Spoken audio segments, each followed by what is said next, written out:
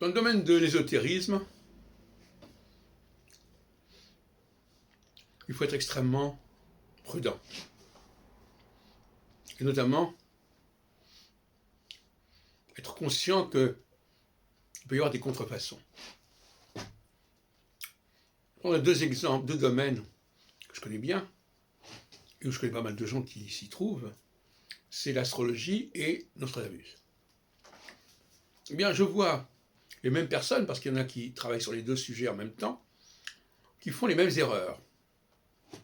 À savoir qu'ils ne comprennent pas que tel dispositif qui est transmis par exemple pour Ptolémée dans la Tétrabible peut être déformé, peut être altéré. Ils le prennent pour argent comptant, ils veulent l'expliquer tel qu'il est, ils veulent le justifier tel qu'il est, au lieu de s'apercevoir que les ondes d'incohérence sont le signe qu'il y a eu un état antérieur. Et dans le cas de Nostradamus, c'est pareil.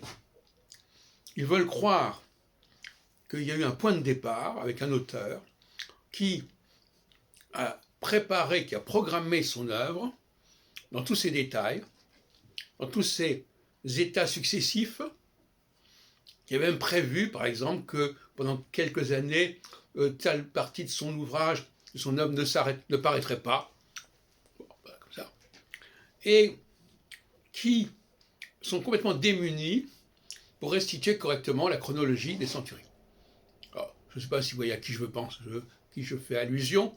Ceux qui me connaissent le savent très bien, ceux qui ont cette vision le savent très bien.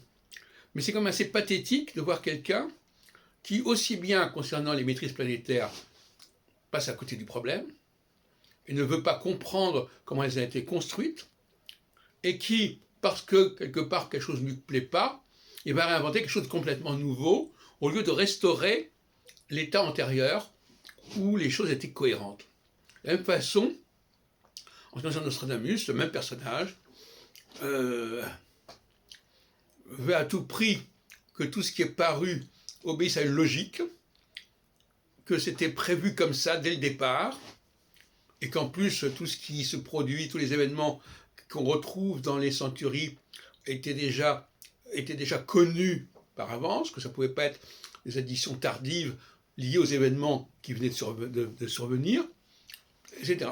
C'était assez amusant, c'est tout à fait instructif pour un chercheur de voir à quel point certaines personnes sont incapables de déterminer quand il y a une contrefaçon, quand il y a une altération, et qui foncent dans le mur en fait.